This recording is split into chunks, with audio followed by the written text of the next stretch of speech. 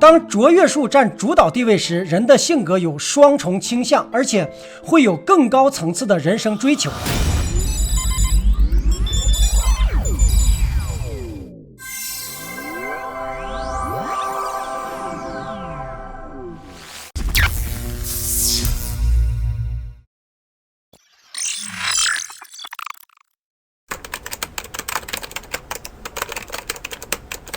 Hello， 大家好，这里是飘飘哥。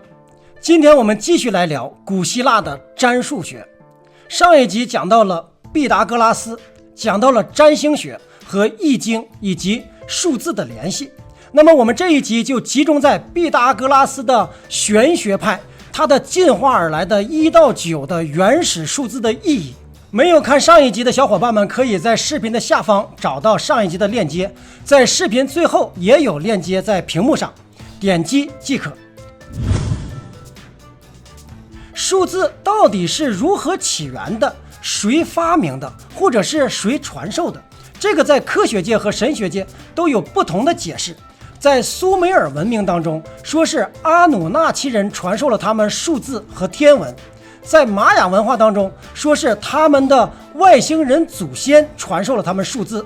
虽然真正的数字体系的来源科学无从考证，但是数字看似简单，却有着通往宇宙的密码。它也是如何发挥你的内在力量的一把钥匙。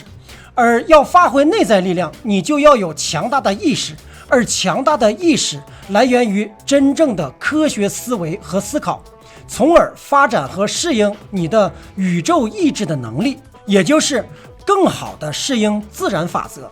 这里所说的概念是超出唯物的3维世界的，就像是量子级别的11维度一样，其包含了精神层面的维度。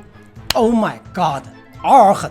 好的，让我们走入神秘的占数中的对各个数字的理解，其中每一个数字都是从基本意义、优势、风险和恐惧这几个方向去深入的。首先从创世数1开始。创世数1，它的象征符号是太阳，对应的色彩是红色，属于行动智商型，星座排行为白羊、摩羯。1就像是一个挺拔站立的人，具有顽强的生命力，但看起来孤傲，无柔软度。同时1是数字的本源，也是数字法则的基础，其他数字都因它而生。优势：自我、独特、独立、勇敢、创造性、号召力、乐观进取、力量、果断、可信任。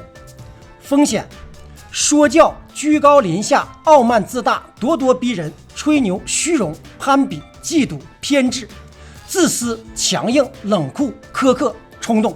恐惧方面：伤自尊，不被重视，做配角，不如别人。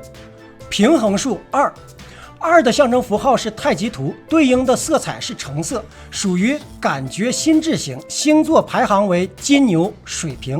2就像是1弯下了腰，有了柔韧度，也有屈膝之意，代表着女性气质，有母性的力量，同时呢具有双重的波动性，表现出1的相反的作用力。那么比如黑白、真假。优势方面：艺术感、美感、优雅、耐心、宽容、平和、安静、协调、善于分析、直觉力强、善解人意。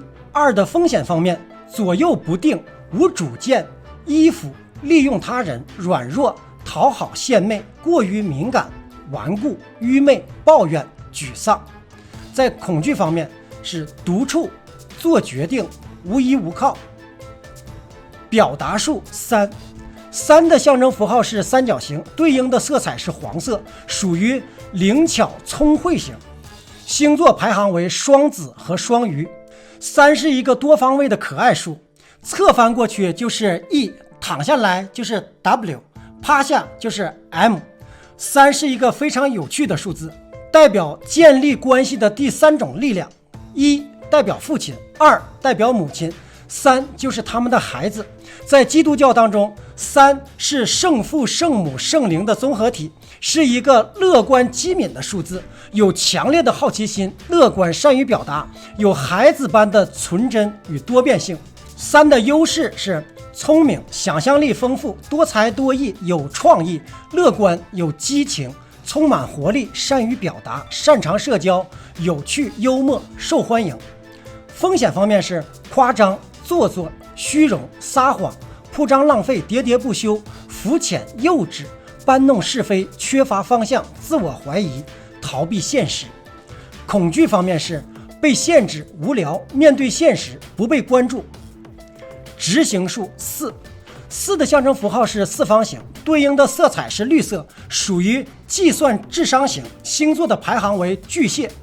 4就像是一把棱角分明的大尺子，代表着中规中矩，擅长计算，但是呢不知变通。火、水、风、地4元素构成了万事万物，因此4也代表着完整的秩序。同时四方形的平面结构就像是一个盒子，因此4也代表着坚固、完善、安全。4的作用是实现和显化。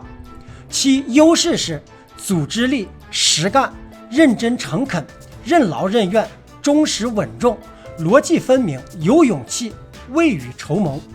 它的风险方面是过于谨慎、约束、拒绝改变、自我保护、缺乏想象力、说教、无趣、挑剔、嫉妒、吝啬、心胸狭窄。它的恐惧方面是变化、不稳定、生活危机。自由数字5的象征符号是五角星，对应的色彩是蓝色，属于是多才心智型，星座的排行为狮子座。5就像是一个孩子在张嘴喊叫，是一个完全不受约束的数字，标志着变革、自由、大胆颠覆传统，同时不可预测。5的诞生代表着突破4的约束，从衣食安全上升为寻找新的方向。毕达哥拉斯派将5视为神圣的宇宙数字，它融合了2、3的法则。5的优势是幽默、博学多才、敢于颠覆、冒险，充满了活力，反传统、探索心、独创性非常强，智慧、高瞻远瞩，坚持自我，适应环境。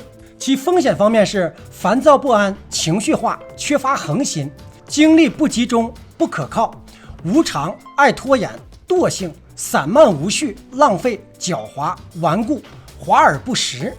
其恐惧方面是压力、承担责任、一成不变。奉献数6的象征符号是六芒星，对应的色彩是湛蓝色，属于是直觉觉醒型，星座排行为处女座。6很像一位孕妇，代表着孕育与母性的包容力。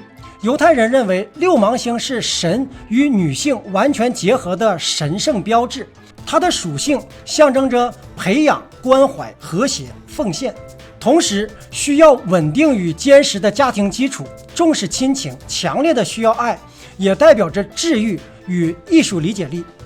其优势方面是忠实可信、爱好和平、有同情心、助人、亲和体贴、治愈力、有担当、荣誉感、责任心、直觉力、公正、美的鉴赏力。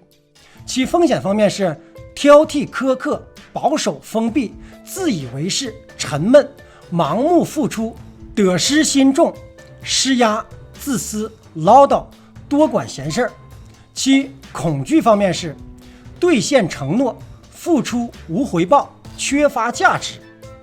幸运数7的象征符号是彩虹，对应的色彩是紫色，属于研究智能型，星座排行为天秤。7像一个大问号，更像是一把魔杖，代表着质疑、神秘，是一个比较特殊的神奇数字。一个星期有7天，彩虹有7道色彩，北斗有7星，音节有7个音符，佛家有7根智慧柱，人体有7个脉轮。耶稣的生日是在7月，与7相关的现象有非常多，所以西方呢将7视为是上帝之数，代表着人与神的神秘联系。那么全世界都将7作为幸运数。优势方面是缜密的分析力、自学成才、哲学气息、艺术气质、博学、有内涵、求知欲强、内省、直觉力、智慧、寻找真理、神秘、幸运。风险方面是自负、疑心重、孤僻、冷漠、过刚、疏离感、刚愎自用、奸诈、重视阴暗面、挑剔。恐惧方面，犯错、无知、被欺骗。